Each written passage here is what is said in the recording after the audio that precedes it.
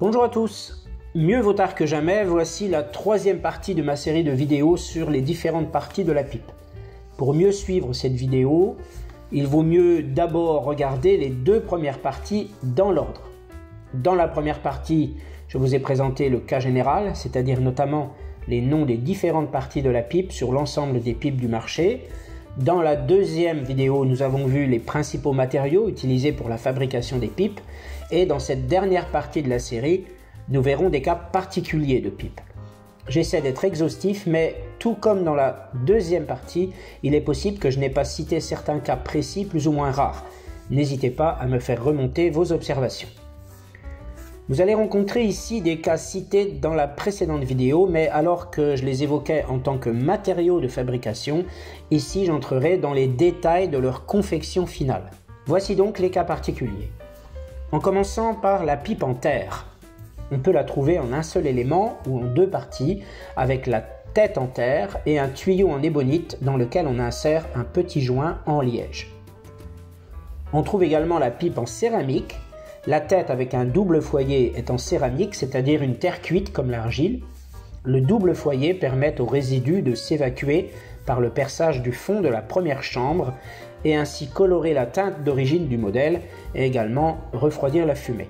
Une bague vient orner la jonction entre la tête et le tuyau. La pipe en épi de maïs est une pipe en véritable épi de maïs, nous l'avons vu dans la partie 2. Le foyer est en épi de maïs, la tige dans un bois dur comme l'érable et le tuyau en plastique tout simple. Une petite bague en laiton cache l'imperfection esthétique de la jonction entre la tige et le tuyau. On trouve bien sûr plusieurs modèles de ce genre de pipe, dite en général pipe maïs. En voici quelques jolis exemples, en général bon marché. Voici ensuite la fameuse calabash. Il existe aujourd'hui plusieurs sortes de pipes calabash, dites aussi calebasses. La plus fameuse est la gourde calabash, faite en véritable calebasse qui est une courge à la forme typique et qui sert justement à la fabrication de cette pipe. Vous voyez ici la gourde entièrement démontée. Le foyer est composé d'une partie amovible en écume et du corps en courge servant de chambre de refroidissement de la fumée. Le joint en liège permet de stabiliser l'écume sur le corps. La tige est sertie d'une bague en métal dans laquelle est inséré un petit tuyau sur lequel est placé le tuyau principal. Ce genre de pipe est cher, peu répandu et son confort de fumage est décrié pour présenter le défaut majeur de glouglouter. Pour reprendre le principe de fabrication de ces pipes, des calebasses plus modernes existent pour éviter ces inconvénients et s'adapter aux modes actuels. Il s'agit d'abord de calebasses en bruyère, présentant la particularité d'un foyer avec chambre de refroidissement. Le tuyau sera principalement en acrylique et sur ce modèle de Peterson sera ajoutée une bague en nickel. Le schéma effectué par Peterson montre bien le fonctionnement interne de ce genre de modèle. On voit bien ici que la tête de la pipe a deux perçages. Au cours du tirage, le perçage supérieur oriente la fumée vers la partie inférieure pour la filtrer et la refroidir avant la sortie par le tuyau vers la bouche.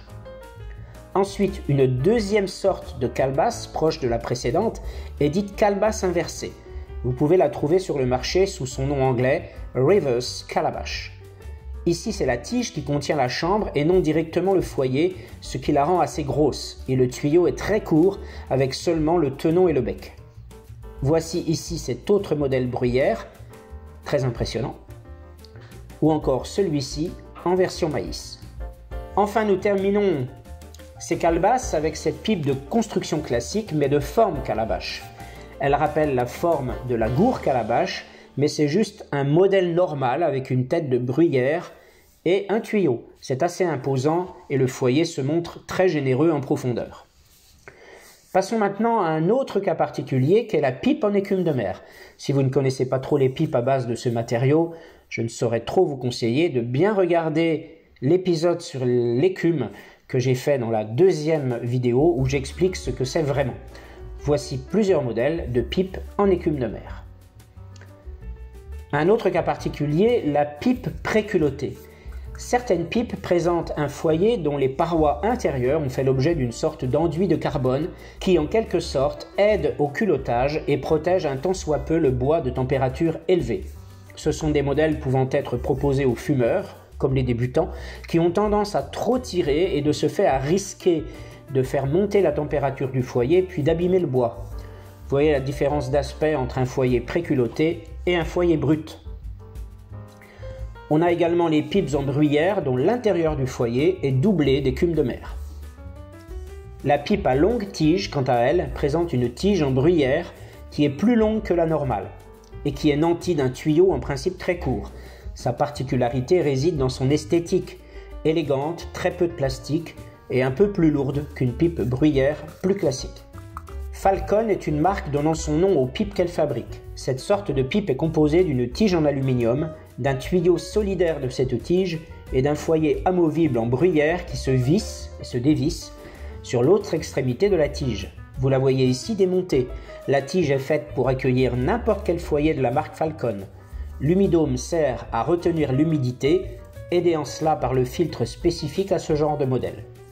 Il existe plusieurs sortes de modèles plus ou moins chers, avec des tiges soit droites, soit torsadées, cintrées ou courbes, mais en principe ces pipes sont abordables comparées à certains très beaux modèles classiques en bruyère. Leur style est moderne et elles sont réputées pour offrir un fumage très frais grâce à l'aluminium. La version Dental est avec un tuyau comprenant des incisions facilitant la stabilité de la pipe entre les dents. Toutes les Falcon sont poseuses, c'est-à-dire qu'elles peuvent se poser à plat, contrairement à la plupart des modèles courants.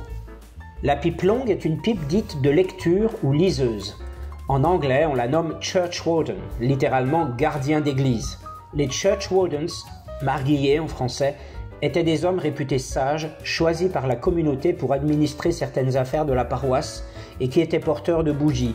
Cela rappelle l'apparence sage d'un fumeur qui tient sa pipe longue en lisant, en méditant, en réfléchissant, etc.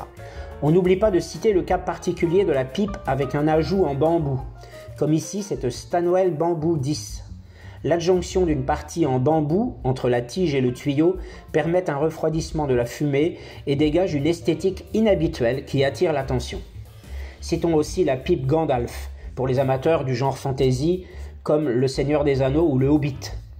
En 3 pièces, comme cette Auenland Sunguard sablée en bruyère, en 2 pièces, comme sur cette Poirier, ou en 1 pièce, comme cette pipe en teck, matériau pour pipe que je n'avais pas repéré en tant que tel au moment de confectionner la précédente vidéo sur les matériaux.